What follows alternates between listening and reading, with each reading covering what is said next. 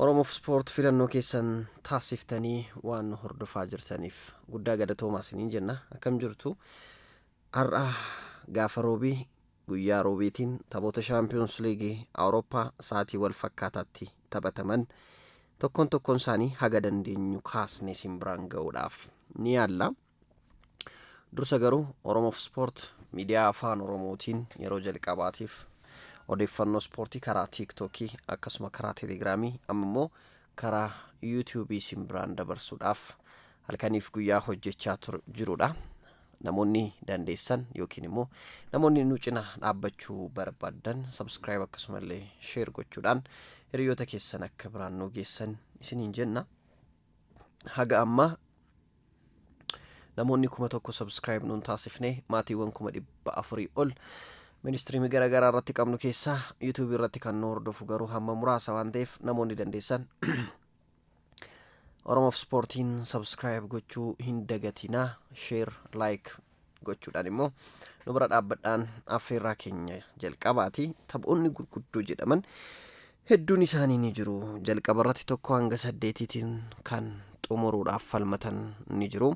Sana booddee 9 kaasee immoo haga 24 kilaboonni xumuruudhaaf immoo morkiin taasisan ni jira. Sababa kanaaf waldaanii kubbaa miilaa Awurooppaa tapha marsaa 8ffaa kana yeroo isaa yookiin sa'aatiin isaa wal fakkaataa akka ta'u taasiseeti kan inni jiru. Taphoonni hundumti isaanii sa'aatii wal fakkaataa sa'aatii 5 irratti kan inni taphatamu jechuudha. Taphoonni gurguddoo jedhaman ni jiru. Haa ta'u malee taphoota gurguddoo caalaa kilaboonni sadarkaa 1 hanga 8 qabatanii xumuruudhaaf morkiin isaan taasisan haalaan ni eegama. Sadarkaa isaanii al tokko isiniif haa ibsu. Arsenaal taphoota 7 taphate keessaa 7 injifachuudhaan sadarkaa 1ffaa irratti argama. Qabxiiwwan 21 walitti qabachuudhaan jechuudha. Bayern Munich gama isaatiin taphoota 7 taphate keessaa 1 qofa injifatame, 6 injifate, qabxii 18 walitti qabate sadarkaa 2ffaa irratti argama. Real Madrid taphoota 7 taphate keessaa 5 injifachuudhaan 2 injifatamuudhaan qabxiiwwan 15 sadarkaa 3ffaa irra taa'eeti kan inni jiru. Liverpool akkasuma taphoota taphate keessaa 2 injifatame 5 injifachuudhaan qabxii 15 sadarkaa 4ffaa irratti kan inni argamu. Tottenham Hotspur qabxiiwwan 14 sadarkaa 5ffaa irratti argama. Paris Saint-Germain qabxiiwwan 13 sadarkaa 6ffaa irratti argama. Newcastle United qabxiiwwan 13 sadarkaa 7ffaa irratti argama. Chelsea qabxii 13 sadarkaa 8ffaa irratti argama. Barcelona qabxii 13 9ffaa irratti argama. Sporting Lisbon qabxii 13 10ffaa irratti argama. Manchester City qabxii 13 11ffaa irratti argama. Atletico Madrid qabxii 13 12ffaa irratti argama. Atalanta qabxii 13 13ffaa irratti argama. Inter Milan qabxii 12 14ffaa irratti argama. Juventus qabxii 12 15ffaa irratti argama. Borussia Dortmund qabxii 11 16ffaa irratti argama. Galatasaray qabxii 10 17ffaa irratti argama. Qarabaan qabxii 10 18ffaa irratti argama. Olympic Marseille qabxii 19 19ffaa irratti argama. Bayer Leverkusen qabxii 9 20ffaa irratti argama. Monaco qabxii 9 21ffaa. PSV qabxii 8 22ffaa. Athletic Bilbao qabxii 8 23ffaa. Olympiacos qabxii 8 24ffaa. Napoli qabxii 8 25ffaa. Copenhagen qabxii 8 26ffaa. Club Brugge qabxii 7 27ffaa. Bodon qabxii 6 28ffaa. Benfica qabxii 6 29ffaa. Pafos qabxii 6 30ffaa. Union Saint-Gilloise qabxii 6 31ffaa. Ajax qabxii 6 32ffaa. Eintracht Frankfurt qabxii 4 33ffaa. Slavia Prague qabxii 3 34ffaa. Villarreal qabxii 1 qofaan 35ffaa. Kairat Almatinis qabxii 1 sadarkaadhuma qabxii tokkoon 36 irratti argama jechuudha. Iddoo kanatti yoo ilaalle tokko hanga 8tiin xumuruu isaanii kilaboonni mirkaneeffatan Arsenaalii fi Bayer Munich qofadha jechuun ni danda'ama. Arsenaal mirkaneeffateera, kana booddee tokko hanga 8tiin xumuruu isaa mirkaneeffateera. Har'a yoo injifate immoo qabxii 24 walitti qabachuu qabu keessaa 24 walitti qabatee sadarkaa tokkoffaadhaan goolabaa jechuudha. Egaa taphni Champions League Awurooppaa kun kilaboonni tokko hanga 8tiin xumuruudhaaf morkiin isaan taasisan ni eegama. Haga Juventus sadarkaa 15 irratti argamutti sadarkaa tokko hanga 8 gidduu carraan xumuruu isaanii bal'aadha waan ta'eef jechuudha. Kanaaf taphoonni sa'aatii wal fakkaataatti akka taphatamu taasifame. Sababbiin isaanii guddaan kilabni tokko qabxii tokko galmeessa irratti hundaa'ee akka tapha hin jijjiirreef jedhame sa'aatii wal fakkaataatti akka taphatamu kan inni taasifame. Jarman keessatti taphoonni 3 ol ni taphatamu. Eintracht Frankfurt tapha ni qaba. Bayer Leverkusen tapha ni qaba. Borussia Dortmund illee tapha ni qaba. Tapha Borussia Dortmund fi Inter Milan taasisan irraa haa eegallu. Kilaboonni kunneen lamaan sadarkaan isaanii sadarkaa 14ffaa fi sadarkaa 16ffaa irratti argamu. Qabxii 12 fi qabxii 11 kan isaan qaban jechuudha. Inter tapha kana kan injifatu taanaan qabxii kilaboota biroo haa eeggatu malee sadarkaa qabxii isaa 15 ga'uudhaan carraan tokko hanga 8tti xumuruu ni qabaata. Yeroon sun hin jedhu Liverpool tapha ni qaba, Tottenham tapha ni qaba, kilaboonni hundumtuyyuu tapha ni qabu. Wal injifachuu fi wal injifachuu qofti iddoo kanatti bu'aa hin qabu. Qabxiin kilaboonni biroollee argatan kan inni eeggamudha. Egaa Borussia Dortmund kanaan dura La Liga Spain keessatti taphni isaanii taphatan haalaan kan namatti toludha. Keessumaa Niko Kovac erga garee Borussia Dortmunditti makamees tapha bareedaa kan nutti agarsiisaa turanidha. Gareen Christian Chivoon durfamu immoo Inter Milan Seeree Itilii irratti kilaba cimaa fi kilaba bara kana shaampiyoonummaadhaaf morkachaa jiru, akkasumallee liigicha dursaa jiru keessaa isa tokkoo fi isa adda dureedha. Kilaboonni kunneen lamaan karaa Inter Milaaniin yoo fudhanne taphattoota kanneen akka goolii eegaatiin Yaan Soomer ni qaba, Baastoonii, Yaan Biisek, akkasumallee Niko Baarellaa, Lautaro Martinez, Marcos Thuramee fi kanneen akka Di Marco kan of keessatti qabatee jirudha. Borussia Dortmund illee yoo fudhanne taphattoonni isaanii taphattoota kanaaf yookiin immoo garee Inter Milan kanaaf xiqqaatu miti, kanneen akka Jobe Bellingham fi Gurisa keessatti kan argamanidha waan ta'eef jechuudha. Taphni kun galgala sa'aatii 5 irraa eegaleeti kan inni taphatamu. Taphni biraa haalaan akka eeggamu isa taasisu tapha Paris Saint-Germain fi tapha Newcastle United gidduutti adeemsifamudha. Taphni Newcastle United fi Paris Saint-Germain haalaan akka eeggamu inni taasisu inni tokko gara Villa Park imalee gara dirree Newcastle United imalee PSG'n Newcastle Unitedin injifatee ture. Iddoo kanatti Newcastle United qabxiinsa 13dha. Paris Saint-Germain qabxiinsa 13dha. Paris Saint-Germain goolii qulqulluu 10 qaba. Newcastle United illee goolii qulqulluu 10 qaba. Tapha kana injifachuun kilaboota lamaaniif iyyuu sadarkaa 1 hanga 8 keessatti xumuruu carraa isaanii bal'ifatu. Tarii kilaboonni kunneen lamaan qixa yoo xumuran maaltu uumama? Kilaboonni kunneen lamaan qixa kan xumuran taanaan kilaboonni akka Chelsea, Barcelona, Sporting Lisbon, Manchester City, Atletico Madrid fi Atalantaan carraa kanatti fayyadamanii sadarkaa 1 hanga 8 xumuruu danda'u. Taphni kun tarii tapha humna guddaa gaafatuu fi gareen Eddie Howe ammumarraa taphattoota Paris Saint-Germain wajjin taphachuu akka barbaadanii fi achuma Parc des Princes deemanii injifachuu akka barbaadanidha kan isaan dubbatan. Nick Pope goolii eegaa cimaadha. Kieran Trippier akkasumallee Dan Burn sarara ittisaa irratti kanneen akka Jacob Ramsey, Sandro Tonali, Lewis Miley, Anthony Gordon, Harvey Barnes ammoo sarara fuulduraa irratti.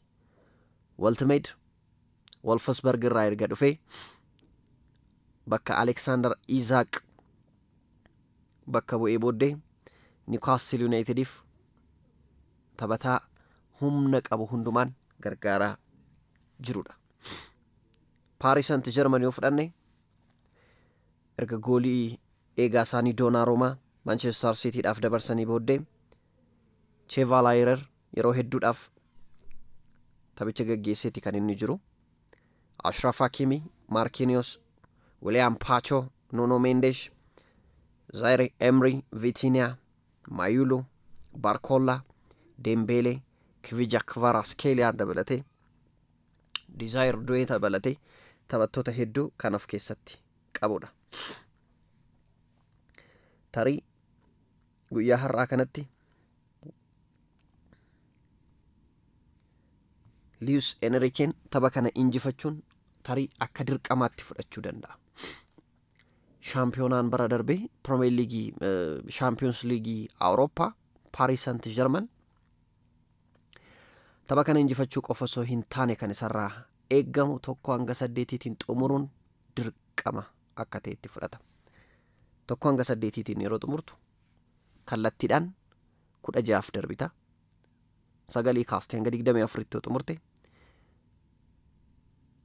taphoonni kuffisanii darbuun ni jiraata. Sana booddee gara 16tti darbame 16 ammoo carraan bahee kilaboota 1-8 wajjin xumuran wajjin falmiitu taasifama jechuudha. Kanaaf Luis Enrique dirree fi deeggartoota isaa fuulduratti Newcastle Unitedin injifachuuf carraan inni qabu bal'aa fakkaata. Gareen Alvaro Arbeolaatiin durfamu Real Madrid garee Jose Mourinho Benfica argata. Dirreen alaa malee. Taphni kun hiika guddaa qaba jechuun ni danda'ama. Keessumaa Champions League Awurooppaa irratti deemsi isaan deeman xiqqaadha.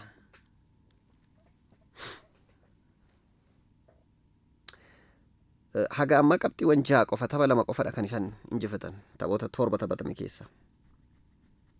Qabxii 6 walitti qabatanii sadarkaa 29 irratti argamu. Gareen Jose Mourinho. Real Madrid akkuma Ndosiniif kaase taphoota 2 injifatame qabxii 15 sadarkaa 3 irratti argama. Gooliidhaan Liverpoolin caale jechuudha. Jose Mourinho Real Madrid leenjisanii Champions League Awurooppaa milkaa'uu haabatan iyyuu malee leenjisaa gahee guddaa Real Madrid keessatti bahatedha jechuun ni danda'ama. Akkaataa tapha kilabichaa ni beeka. Humna kilabichi qabu beeka. Ni injifatamoo inni injifatu kan jedhullee nama adda baasee beekudha. Leenjisaa adda baasee beekudha. Real Madrid saatii ammaa kanatti immoo leenjisaa isaa Xavi Alonso hojiirra gaggeessee amma Alvaro Arbeola hojii kenneefiiti kan inni jiru. Yookiin immoo hojii leenjisummaa jalqabaa kenneefiiti kan inni jiru. Ammatti taphattoonni waliigaltee irratti akka jiranii fi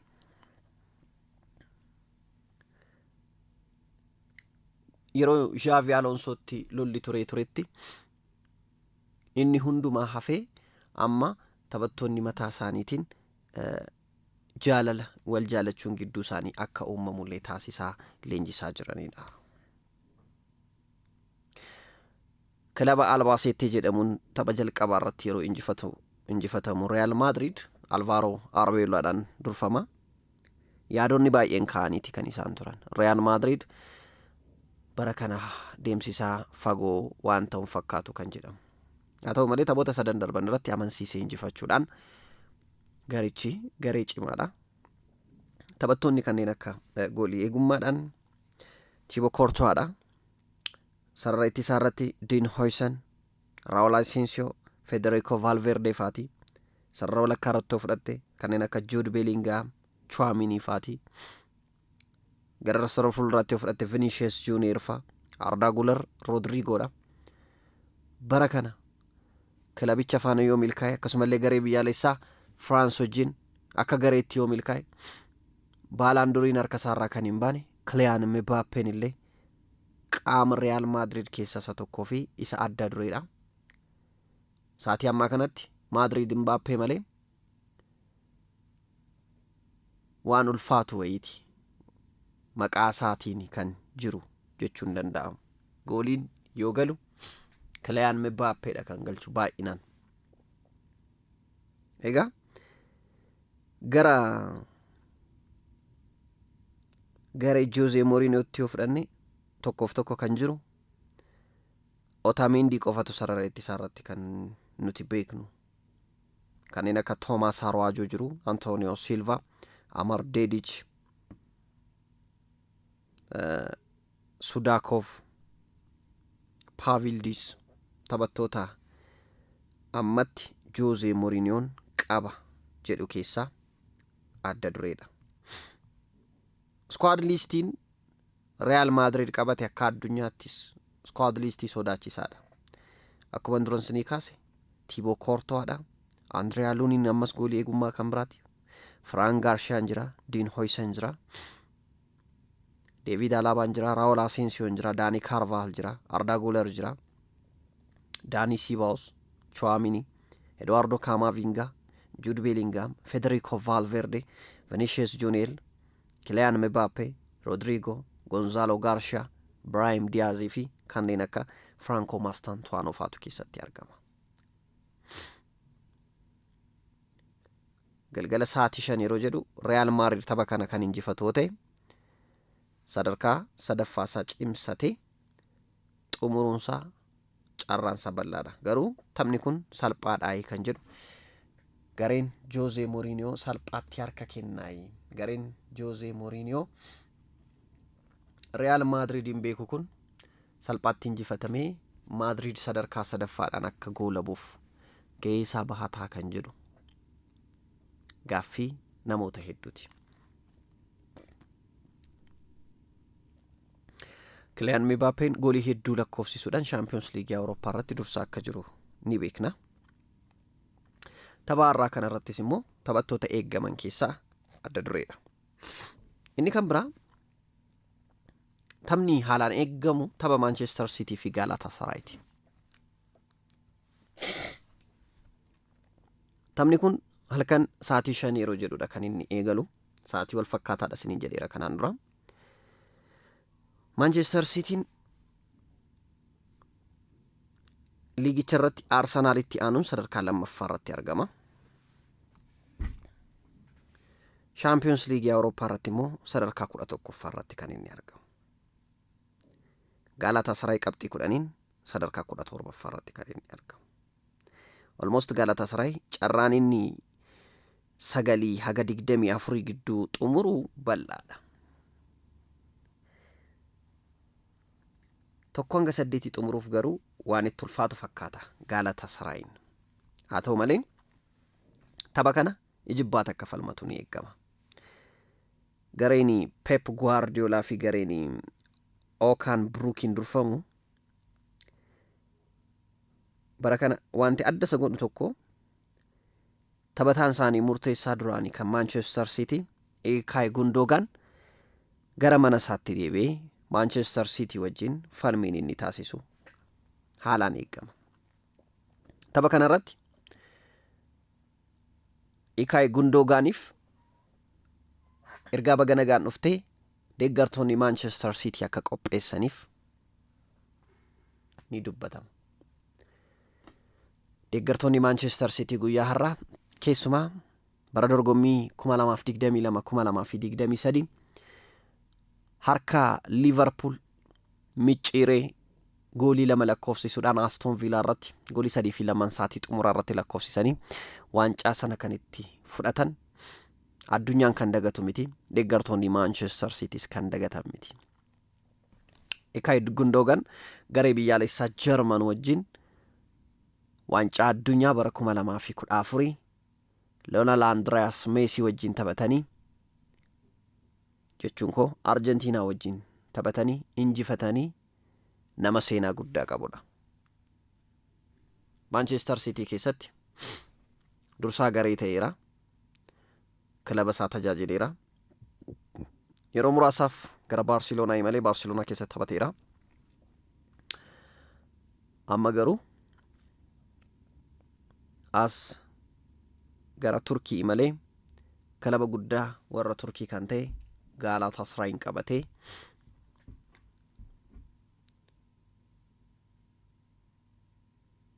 Galatasaray wajjin taphachuuf jira jechuudha.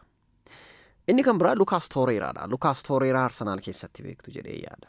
Arsenal keessatti lakkoofsa 7 uffatee yeroo tokko kan mul'atee badeedha. Innis gara Manchester City malee taphni taphatu ni eegama. Mee garee Okan Buruk kana xiqqoo ishee haa ilaallu. Gareen Okan Burukiin durfamu kun taphattoota akkamii qaba? Squad deebziinsaa hagamiidha kan jedhu laalla. Chakir goolii eegaadha. Achuma lamummaan isaas Turkiidha. Sana booddee Roland Salai taphataa jedhamu jira. Sana booddee immoo Sanchez jira. Davison Sanchez Mina taphataa lammii Kolombiyaati. Ismail Jacobs sarara ittisaarratti jechuudha. Sarara walakkaatti yoo imallu kanneen akka Ilkay Gundogan, Lucas Torreira, Mario Lemina yoo jiraatan, sarara fuuldura irratti immoo Yilmaz Victor Osimhen fi Leroy Saneedha kan isaan of keessatti qabatanii jiran. Egaa Leroy Sané fi Victor Osimhen, Leroy Sané City keessattis Bayern Munich keessattis ni beekna. Osimhen ammoo Napoli keessatti beekna. Napoliin waggoota 33 booddee waancaa Scudetto akka injifatuuf Kvicha Kvaratskhelia waliin taphataa humna guddaadhaan taphachaa turedha.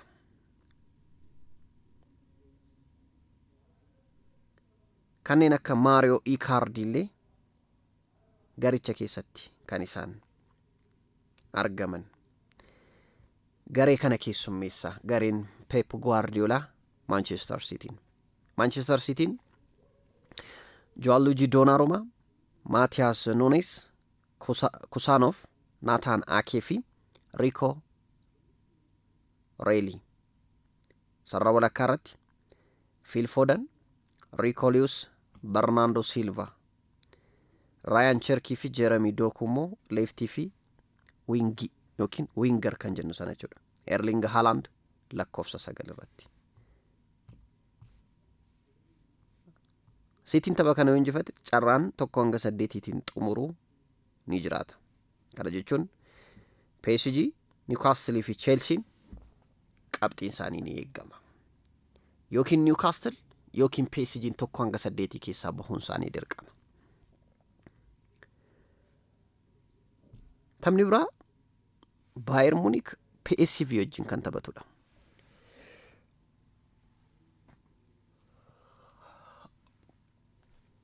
Bayern Munich tapha kana injifachuu qofa osoo hin taane PSV irratti goolii 5 lakkoofsisuu qaba sadarkaa tokkoffaadhaan xumuruudhaaf.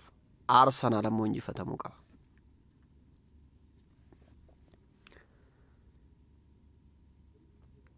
PSV'n gama isaatiin qabxii 8 qaba. Sadarkaa 22ffaa irratti argama. Yoo xiqqaate sadarkaa 22ffaa kana mirkaneeffachuudhaaf Bayern Munich wajjin morkiin inni taasisu haalaan ni eegama. Tapha cimaadha jennee fudhachuu ni dandeenya jechuudha. Liverpool daree isaa Anfielditti qaaraa waaginni keessummeessa. Liverpool taphoota lama injifatame qabxii 15 sadarkaa arfaffaarratti argama.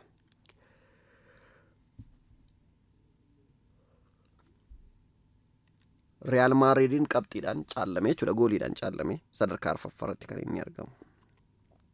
Dirree isaa irrattidha kan inni keessummeessu. Taphni biraa taphni cimaadha jennee fudhannu tapha Naapooliin dirree isaa irratti Chelsea keessummeessudha. Egaa Liam Rozinar leenjisaa haaraa erga ta'anii booddee Chelsea gaariidha kan isaan taasisaa jiran. Tapha Clement Turpin abbaa murtee olaanaa ta'e gaggeessu kanarratti gareen Antonio Conte Chelsea wajjin ijibbaatanii falmata jedhameeti kan inni eegamu. Naapooliin qabxii 8 qofaan sadarkaa 25 kan inni argamu. Sababa kanaatiinis oo xiqqaate tokko 9-24 gidduutti xumuruudhaaf gareen Antonio Conte ijibbaata falmata. Ammumarraa kaasanii garee kana qeeqaadha kan isaan jiran. Ammumarraa kaasanii qeeqamaadha kan isaan jiran. Gareen Antonio Conte jechuudha. Naapooliin morkiin isaan seeree irratti Scudetto injifachuudhaaf taasisanis laafaadha. Plus ammoo Champions League Awurooppaa irratti qabxii gadi bu'aa akkasii kana galmeessuun isaanii haalaan akka qeeqaman isaan taasiseera. Kanaaf taphichi tapha eeggamaadha, tapha murteessaadha. Antonio Conteen kanaan dura Chelsea leenjisuun isaanii ni yaadatama. Garee kana bareechanii ni beeku jechuudha. Taphattoota dhaabbii ta'anii yookiin probably line up kan jedhamu Chelsea har'a tajaajiluu danda'u jedhaman keessaa Robert Sanchez goolii eegummaadhaan, Reece James, Chalobah, Hato fi Cucurellaan sarara ittisaa irratti, Enzo Fernandez fi Moses Caicedoon immoo sarara walakkaa irratti, Jamie Gibson, Joao Pedro fi Pedro Neto sarara fuuldura irratti, Liam Delap ammoo lakkoofsa 9 irratti hirmaachisuu danda'u kan jedhu probably line up ni jira. Meret goolii eegaadhaan Napoli yoo tajaajilu kanneen akka Di Lorenzo, Juan Jesus immoo sarara ittisaa irratti, kanneen akka McTominay sarara walakkaa irratti, kanneen akka Højlund ammoo lakkoofsa 9 irratti Napoli tajaajiluu danda'u kan jedhu line up probability ni jira. Taphichi sa'aatii 5 yeroo jedhu kan inni eegalamu jechuudha. Barana kilaboota ga'umsa al tokko gadi aanaa al tokko immoo olaanaa galmeessan keessaa inni tokko Barcelonaadha. Barcelonaan osoo ati hin eegin qabxii gaarii galmeessaa, osoo ati hin eegin immoo injifatamee argita. Sadarkaa 1-8 xumuruudhaaf carraa dhumaati jedhamuun ni danda'ama. Copenhagen wajjin dirree isaa Spotify Camp Nou irratti kan inni keessummeessu jechuudha. Hansi Flick kan bara darbeerra bara kana Barcelonaan cimaadha jedhanii ni amanu. Haa ta'u malee jaalattoonni kubbaa miilaa hedduun isaanii Barcelonaan bara kana ciminni isaa akka itti mul'annedha kan isaan dubbatan. Ammatti Pedriin miidhama isa mudateen Gavi wajjin miidhamarra waan jiraniif sararri walakkaa Barcelonaa akka barbaadamu waan ta'uun fakkaatu. Sararri ittisaa Barcelonaa salphumatti goolii kan keessummeessudha. Sararri fuulduraa Robert Lewandowski, Lamine Yamal fi Rafinhaadhaan durfamu osoo goolii lakkoofsisu ta'e, osoo cimina hin qabu ta'e, Barcelonaan taphaatti Alex Balde, Gerard Martin, Eric Garcia fi Julius Kundeedhaan gargaaramanii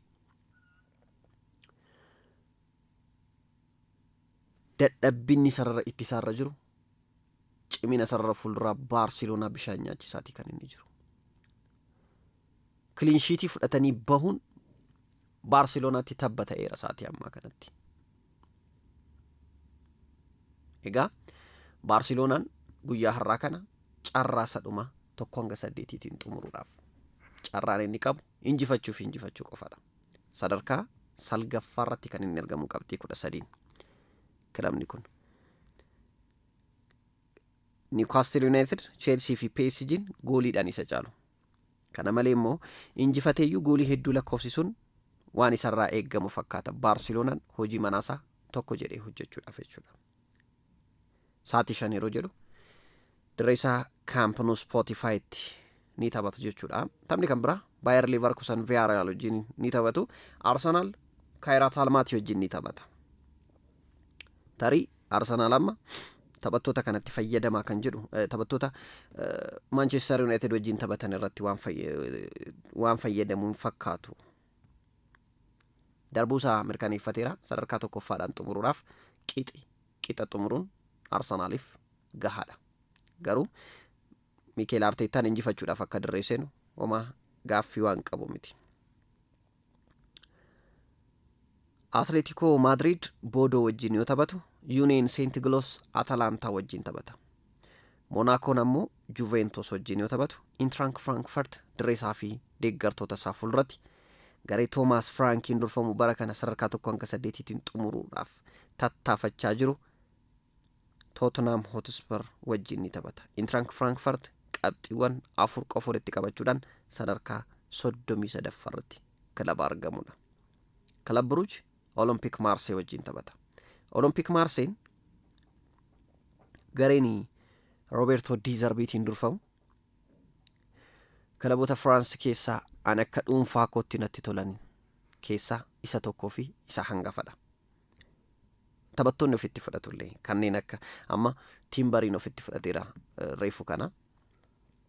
Kanneen akka Hojberg Tottenham Hotspur, Mason Greenwood, Per Aubameyang, Tim Weah taphattoota hedduudha kan inni ofitti fudhatee jiru.